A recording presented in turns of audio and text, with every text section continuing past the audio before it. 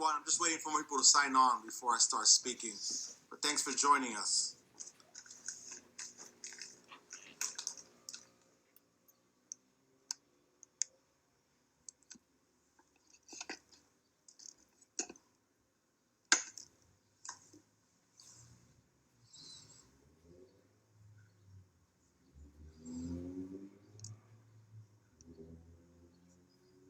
And please feel free to ask questions.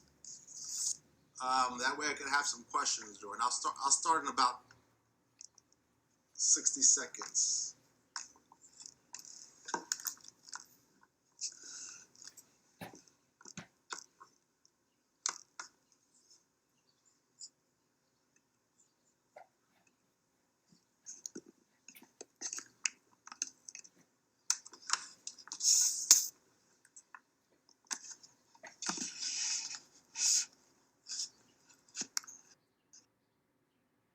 Making sure it's all adjusted correctly.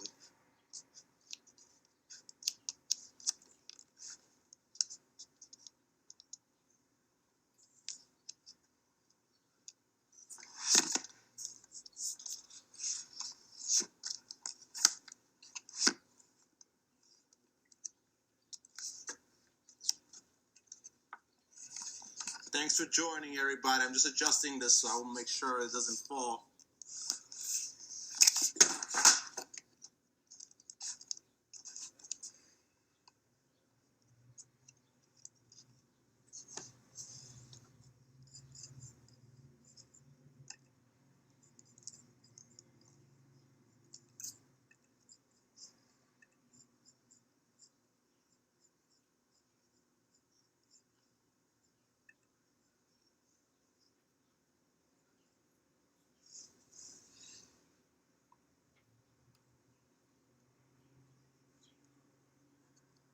It's going to give another 30 seconds.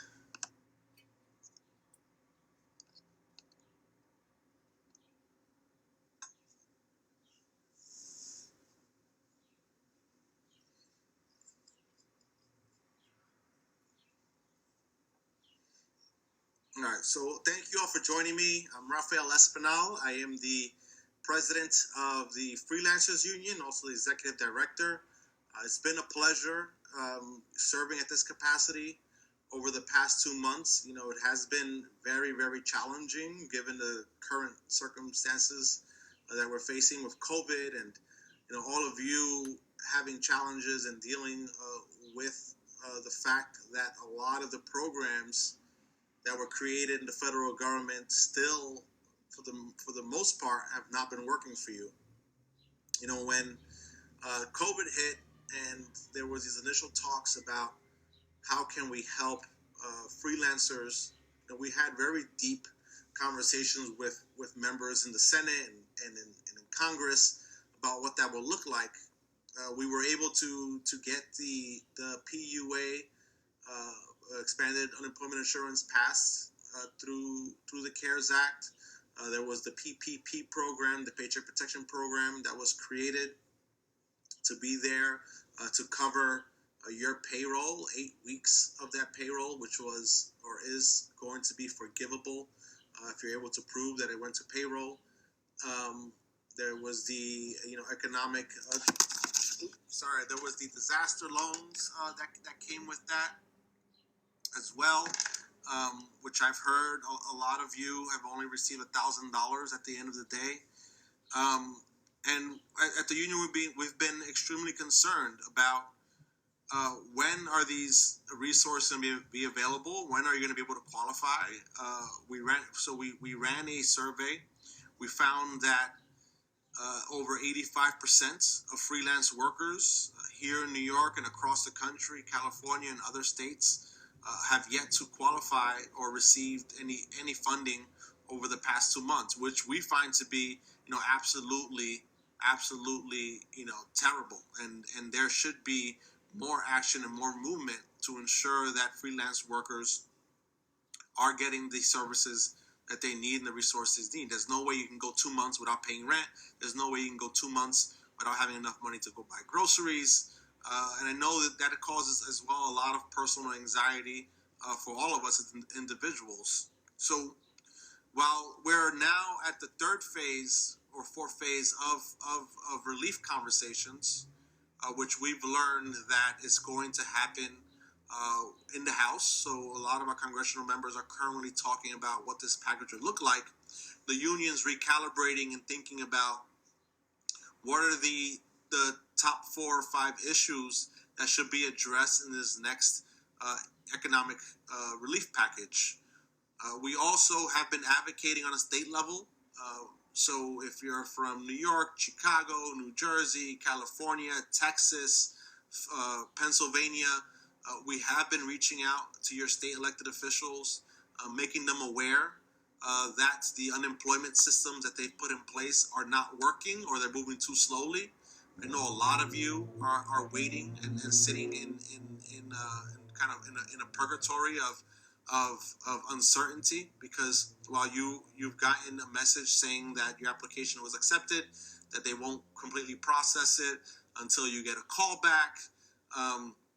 So again, these are all issues that we're aware of, and we're spending a lot of our resources reaching out to every elected official in those states to make that program work for you. When it comes to PPP program, the first time around, the money dried up before you can even access it. Small businesses were given the priority, and freelancers were asked to apply 1 week later. It came to a point where the money has dried up and you weren't able to qualify. There was a second round of funding that was released last week. We're keeping close eye on how that money is being dispersed.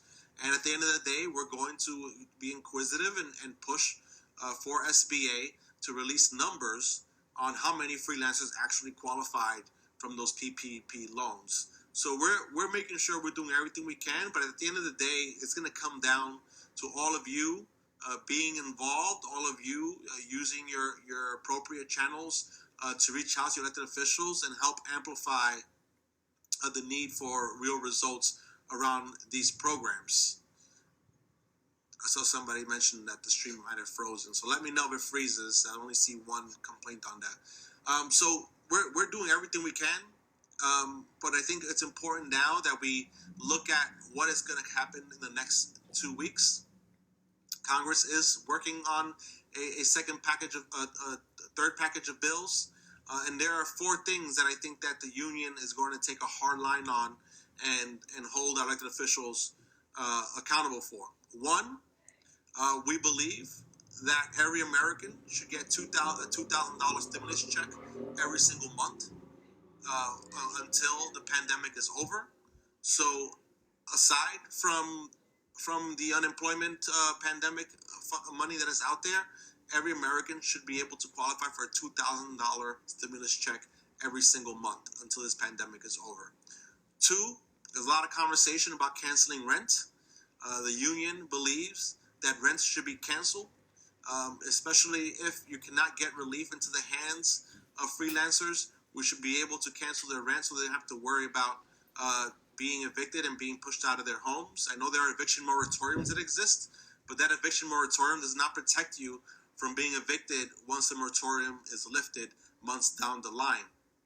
So there's a lot of conversation in Congress right now about how much it would cost to subsidize everyone's rent so they won't have to worry about that. I saw some numbers that I think is extremely feasible to get done. So we're going to write a letter to our congressional members, and we're going to count on you also to help spread the word that we want Congress to cancel rent in this next stimulus package.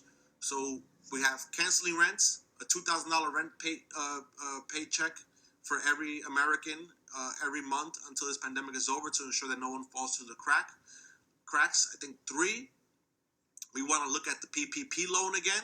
I think it's a very effective tool in helping freelancers get funds and make up their payroll for the 8 weeks that have not made money yet.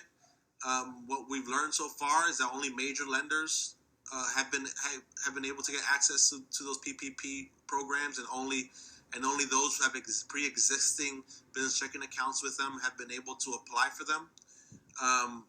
We pushed in the second round of PPP funding to set aside funding for smaller banks that we're going to target it underbanked communities and also independent workers.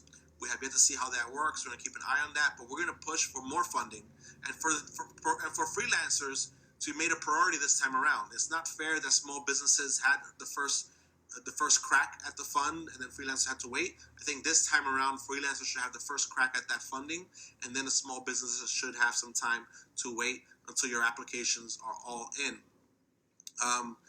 We're also looking at fixing the PUA UI issue. I'm hearing from a lot of freelancers that when they file with both a W-2 and a 1099, that they're receiving a much less award than those who are filing strictly with a W-2 or strictly with a 1099, which we find to be very unfair, and that's language that has to change on the federal level because the states themselves have not been able to fix that issue because the law was made in Washington and that language has to be changed.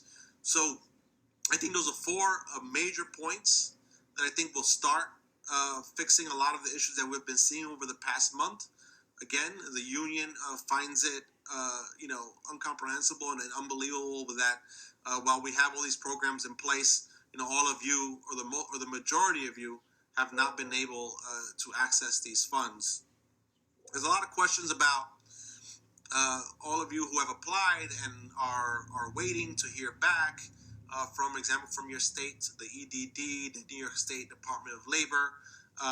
From what I'm hearing from those agencies is that yes, they have your application online, but because of the backlog, it is taking them forever to get through each application. So while I know that in itself creates a lot of anxiety for yourselves, I want you to know that we're on top of it.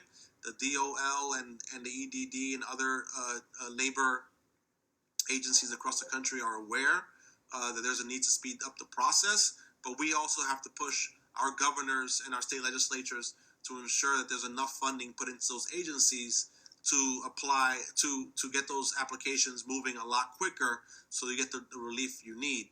I know a lot of you have been emailing me personally, have also been sending us DMs through this Instagram account. I encourage you to continue to do so. I know we all have our nuances and we all have different issues. While they might be similar in nature, I think they're very specific to your own application. Those who have been denied because they might have answered a question the wrong way or misread a question. I know a lot of the language has been very confusing through those applications, which in turn has put you in a position where you were denied. I encourage you to look at that state's website. There is an appeal process in which you can appeal your decision. You have to fill out that appeal form, and get it to the agency so that they can process you push your issue. But again, if you're having that issue, I encourage you to email me and to DM us. That way, we could potentially get your information out to your state local rep, and they can help expedite the issue that you're going through. One secret that I've also learned is that these agencies have shown to succumb to online pressure. I've heard freelancers who have directly tweeted at their labor agency in their state, and were able to get a response, and also their applications approved much quicker. So I encourage you, use your Twitter handle to tweet at them, to express your dissatisfaction, to express that you have been waiting for such a long time. And that in itself could potentially help bump up your application and get a quicker result. Again, that's just a hack that I've heard, and it's worked for many people. It might not be foolproof, but I encourage you to do that as well, because it will only show the amount of pressure and the amount of need that continues to be out there. Another question that I've been getting a lot is, if you work in two states, which state should you apply for unemployment? If you live in, for example, New York, and again, this is just an example. If you live in New York and you've done work in New York, but you also have 1099s in another state, I think I encourage you to apply in the state that you live in, or with the funding that you have. At the end of the day, from what I'm seeing, a lot of the independent workers are qualifying for the same amount of relief. It's the $600 PUA payment with also additional funds that comes from the state. And again, those who file with the dual W-299 have been seeing issues with their relief, with their unemployment funding. So again, that's something we're going to work on. It's an issue that we initially thought that the state can fix, but we've learned that it was language in the federal bill that's causing that confusion. And I think that right now, as Congress speaks about what the next bill is going to look like, it's important that they slip in that amendment to fix that issue. A lot of people asking for my email. My email is Rafael Espinal. Rafael at freelancersunion.org. So my first name at freelancersunion.org, and that'll go directly to my account. A lot of questions about if people have actually received unemployment. There are people who have received, who have qualified, who have messaged me and told me that they've gotten through the process. So the money is there. It's very possible. Again, this is all coming from the backlog, so please don't become discouraged. If you're feeling discouraged, you should turn that anger and that frustration towards elected officials who should be diverting more resources into those agencies to process your application much quicker. I think today, I was asked to speak to the Spark community that exists across the country. I was hoping to spend the next few months before this pandemic hit to be able to go to each city and meet you all in person and kind of hear on the ground what was happening and how the union could be most helpful. But given this pandemic, obviously we're not able to do that. So I think the best way we should communicate is using our emails, is through social media, and I want to hear from you specifically on what we could be doing better as an organization, but also what the government could be doing better to make sure you have the benefits throughout this process. I'm going to go through some of these questions just so that I won't continue repeating myself. So let me look through here. I answered some of them. Someone asked about getting work. I think there's a dilemma there. If you're working, and I said this earlier in my talk a few weeks ago, if you're working, it'll be very difficult, if not impossible, for you to be able to apply for the unemployment insurance. So you have to, I guess, make that decision and be careful about applying for unemployment and also taking on gigs and work as you move forward. Someone asked, what is the $600 for? They received it 2 times. The $600 is part of the pandemic unemployment assistance. It's the baseline that the federal government approved to give to every single worker who's unemployed across the country, and which it meant also independent workers. So you should be able to get that as a baseline, and again, the state will make a different determination on how much more money you get aside from that. I think that now more than ever, it's important you stay close to your Spark community. The unions that continue looking for ways in which we can use your help to amplify the needs and to build a bigger coalition so that we can push our elected officials to do more work. I also have more questions that I received online, so I'm going to read those as well.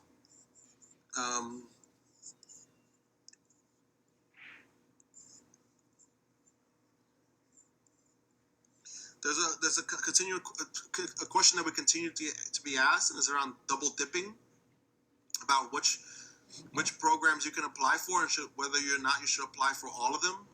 At the end of the day, my advice has been for you to apply to all of the programs that exist. Of course, double dipping is not allowed, but it's important that you apply to all of them to see which ones you qualify for. And then when you qualify, and if you qualify for all of them, you have to make that determination on which one best suits you. You can use 2 different loan programs if you're using those loans for different costs. For example, if you're using PPP to pay payroll. You can use the EIDL loan to pay other costs like rent, but you cannot use both to pay your payroll. There's another question about if your business is okay now, but you anticipate for your business to have a tougher time months down the line after the pandemic is over, but still related to COVID. Is there still going to be relief for you back then? I think that's another point that we're all going to be fighting for. I know a lot of folks in the restaurant industry are concerned, and the music industry as well, are concerned that they're going to be the last to be able to recuperate after all of this, and whether these programs will continue to exist. So there's a greater push to ensure that programs like PPP continue to exist down the line, and that programs like unemployment continue to expand for a larger time period, so that you can have relief down the line if you're not directly impacted now, but directly impacted 3 or 4 months down the line. We've also been receiving a lot of questions around the Freelancer Relief Fund. I know that we received thousands of applications. I know a lot of you are concerned about when are you going to receive relief from that fund. I think the simplest way I can put it, the reality is that it's a fund that was created through a donation that was hoping to be able to provide relief through donations we received. So while we are providing relief to members, we're going through applications right currently, given the amount of applications we received and how much money we have been able to raise. The way we see it, not every person who applied will be able to receive funding in the immediate, but our goal is to continue fundraising until we're able to help as many people as possible. So if you have not heard anything, it's not because your application did not go through, or it's not because your application is being ignored. It's mostly because of an issue with resources. We want to make sure we have enough funding to be able to pay out to as many freelancers who applied as possible. So I ask all of you to be patient as we continue working on that. And there have been some great donations by some great organizations so that we can help as many people as possible, and we'll continue keeping you up to date on what that looks like. So just hang in there, which I ask you on our end. We're trying to do everything that we can with the little resources we have to help all of you.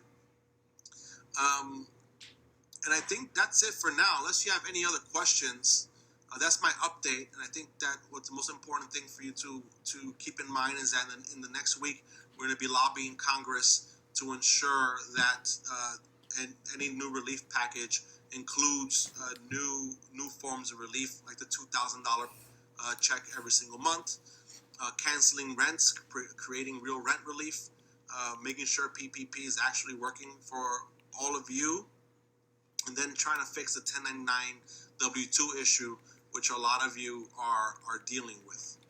So I will start taking a little bit of questions from the phone. How do you prove payroll for a sole proprietor? So as a sole proprietor, the way it has been explained to me is that your payroll is your income. So if you're self-employed, you have to prove, what was the income you were making on average, and that determines what you're going to receive from, how much of the loan will be forgivable for you. So that's how you prove your payroll. It's how much income you're making to sustain yourself and your business. Can you lobby for student loan forgiveness? I'm all about canceling student debt. I think that's a conversation that needs to happen.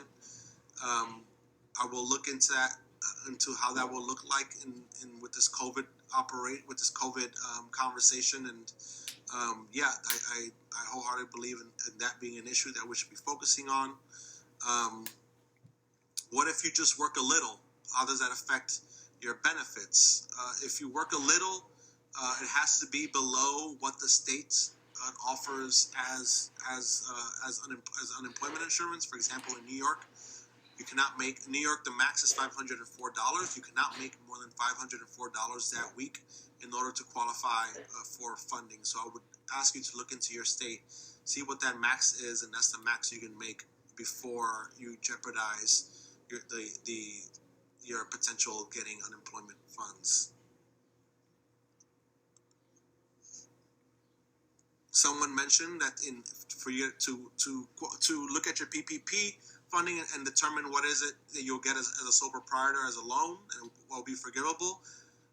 Line 31 on your 2019 Schedule C, you divide that by 52, then you multiply that by 8. That's the amount right now you can get forgiven from PPP, as far as he understands.